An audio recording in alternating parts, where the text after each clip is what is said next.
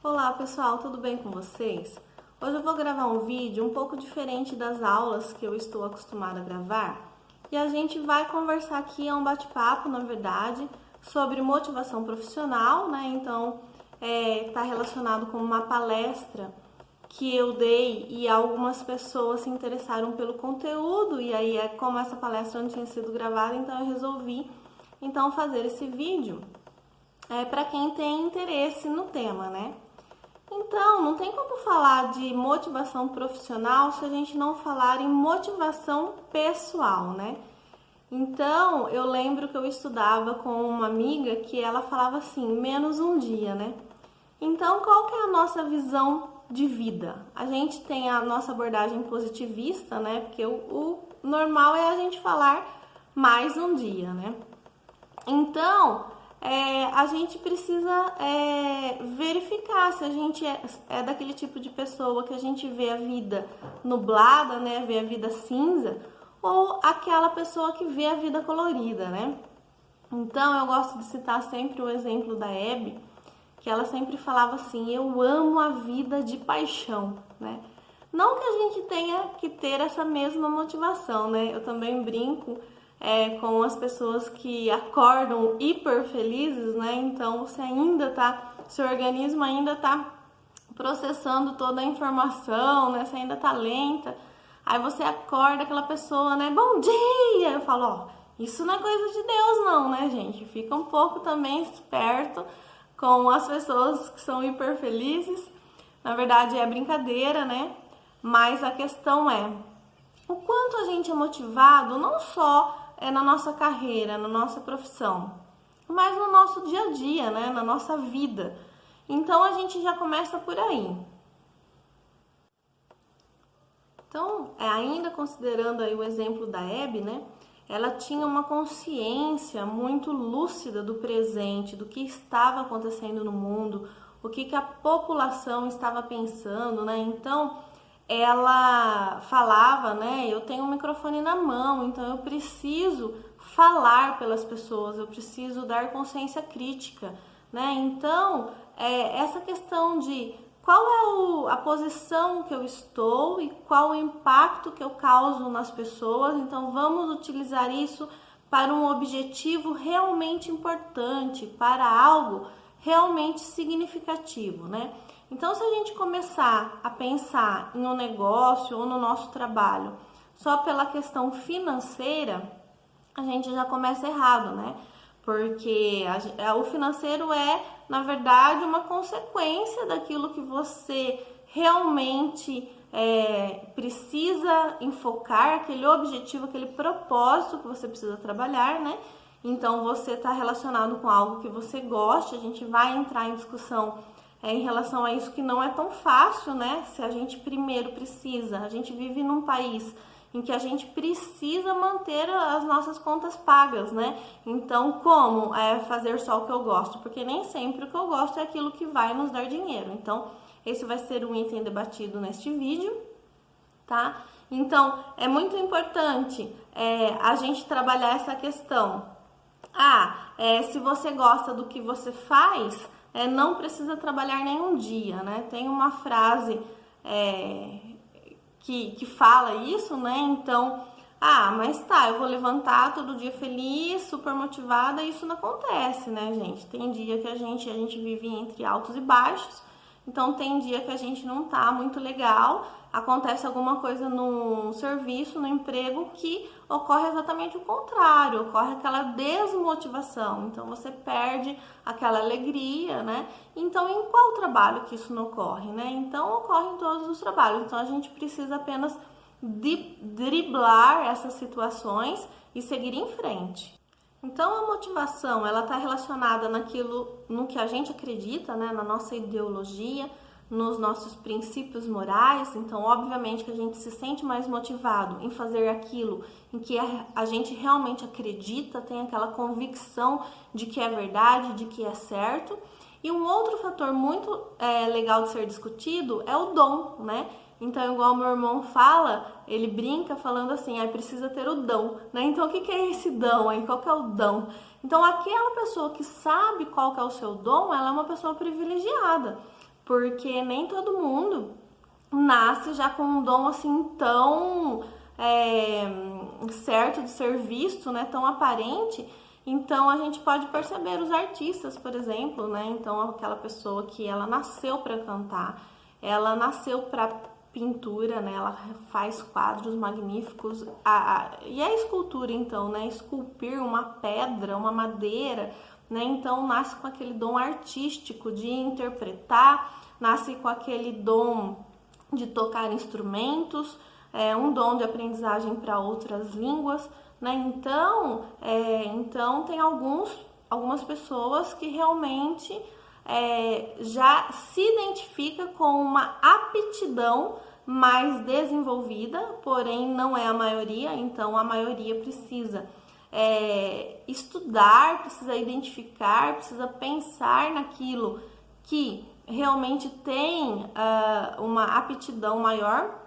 E às vezes é difícil, porque às vezes a gente é limitado, a gente é restrito no nosso universo e a gente não consegue saber o que realmente a gente tem aptidão, né? Então, por exemplo, eu tenho aptidão por andar de cavalo, mas eu nunca andei de cavalo, então eu não sei se eu tenho aptidão para aquilo lá, né? Então eu não tenho nem a oportunidade de testar e conhecer aquilo lá. E aí, quando a gente nasce, então, né, com uma voz infantil, eu não tenho ritmo nem para bater palma, desenho igual uma criança de 2 anos e desmaio quando vejo sangue. E aí, o que acontece, né? Então, às vezes, a gente passa a nossa vida inteira sem saber qual que é a nossa aptidão, ou seja, qual que é o nosso dom. E aí, a gente pode iniciar essa busca de aptidão ou do dom que a gente tem mais desenvolvido com aquilo que a gente jamais faria, né? Então, se eu desmaio quando vejo sangue, como que eu posso estudar medicina ou ir para essa área médica, área de saúde? Então, é uma coisa que eu risco da minha lista ali, das minhas vertentes, das minhas áreas de conhecimento. Então, isso já é um ótimo início para a gente começar, né? Então, isso eu não faria de jeito nenhum. Essa faculdade ou essa profissão eu não teria de jeito nenhum. Então, as exclusões, né, são pontos importantes pra gente também, né? Então, e aí? Mas tá, eu excluí já, então já sei, eu não quero esse lado aqui. E aí, como saber o meu propósito, né? Então, isso é tão complexo, né? Não é simples.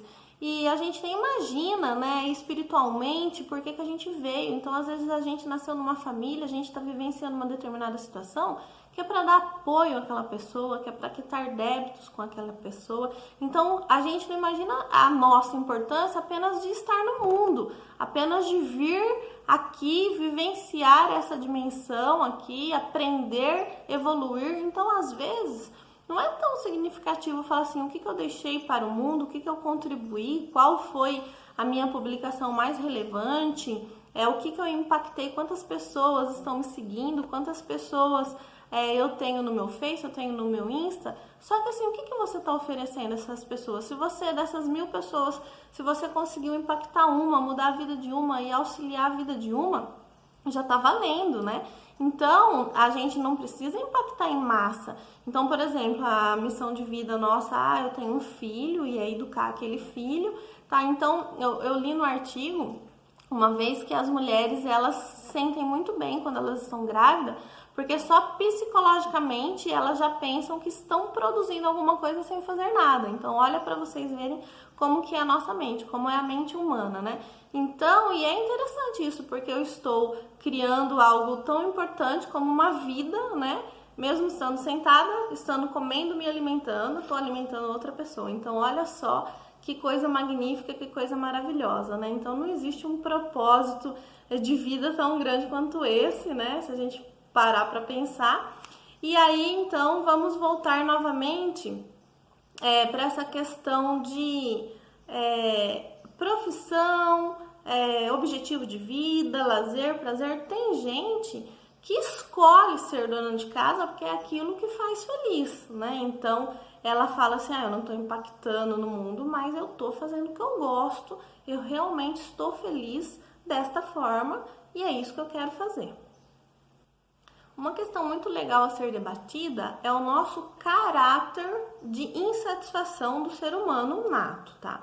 Então, nós como seres humanos, nós somos insatisfeitos. Nós podemos estar numa praia, a gente está insatisfeito com o nosso corpo, a gente pode estar num campo, ao ar livre, a gente tá com alguma dorzinha que está incomodando, algum bichinho que está picando a gente, e a gente está insatisfeito com uma coisa que a gente viu e a gente não gostou, não concordou, ou alguma coisa que alguma pessoa falou. Então, nós, por natureza, nós temos essa questão de insatisfação, né? Então, de nervosismo, de incertezas, de ansiedades. Então, isso é normal falar, eu não sou totalmente satisfeito, mas quem que é totalmente satisfeito, principalmente em todos os âmbitos da vida, né? Se a gente considerar profissional, pessoal, né? E por aí vai. Né? Então, quando a pessoa fala assim, a primeira coisa que a gente tem que fazer é pôr meta. Qual é a meta que você quer atingir na tua vida? Né? Então, eu acho que... Porque é difícil a gente identificar a nossa meta. O que eu quero daqui 5 anos? O que eu quero daqui 10 anos? Né? Então, eu acho que o mais importante é o caminho, é o percorrer. Então, você vai percorrer aí e você vai pensar ali no futuro, o que você vai atingir. Você não está percorrendo, observando todos os detalhes do caminho. Então, eu acho que a gente tem que ser feliz com o nosso dia a dia, com o nosso presente, com a situação atual, né? E o universo vai trazer pra gente aquilo que a gente idealizou, aquilo que realmente a gente quer, né?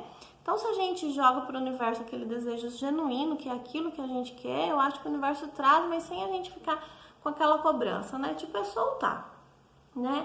E tem um vídeo muito interessante, animado, né, que faz parte, eu acho, se não me engano, de um livro, que é A Parte Que Me Cabe, né, que é uma bola, né, como se fosse ali uma pizza e tá faltando um pedacinho ali dela, né, e ela procura, ela rola, e como tá faltando aquele pedacinho, ela anda um pouco mais devagar, né, então ela para no meio do caminho, ela observa uma flor, ela observa uma borboleta. E aí ela acha uma parte, só que a parte é muito grande, não encaixa nela, e depois ela acha uma parte que não é triangular, é quadrada, também não dá certo. E assim por diante, ela vai passando, ela vai encontrando outras menores, e aí até que ela acha a parte que lhe cabe, né? E aí ela consegue completar então a esfera, ela fica redondinha, porque a parte a completou, só que aí ela começa a girar muito rápido, a correr muito. E aí ela percebe que tá passando muito rápido, ela não tá cuidando ali dos detalhes, observando os detalhes, observando o caminho, e ela vê que sem a parte que lhe cabe, ela tava melhor. Então, é uma metáfora, é uma historinha que às vezes a gente procura, a gente coloca um objetivo, e às vezes a gente chega naquele objetivo e a gente vê que aquele objetivo não era aquilo que realmente a gente queria. Não tem problema nenhum a gente voltar e refazer. Aí a gente fala assim, eu vou perder tudo que eu fiz, eu vou voltar. Sim, e daí? Você deve satisfação para quem? Você deve satisfação só para você mesmo, né? Para o seu coração, o que te importa. Então não tem problema nenhum a gente refazer esses nossos objetivos, né? A gente chegou aqui, a gente estava aqui, a gente chegou aqui. Na hora que a gente chegou aqui, a gente viu que a gente não queria chegar aqui, a gente queria mais próximo. Eu quero algo menor. Então, às vezes, a gente bota uma meta de vender tanto, de se expandir tanto, e aí a gente não dá conta, a gente fica ansioso, a gente fica estressado, a gente trabalha muito mais e a qualidade de vida foi embora. Aí a gente precisa, então, achar o equilíbrio de qual que é a quantidade que eu dou conta, o que eu dou conta, o que seria ideal para minha qualidade de vida. Então, nem tão pouco, nem muito, né, nem excessivo. Então, esse equilíbrio é muito importante.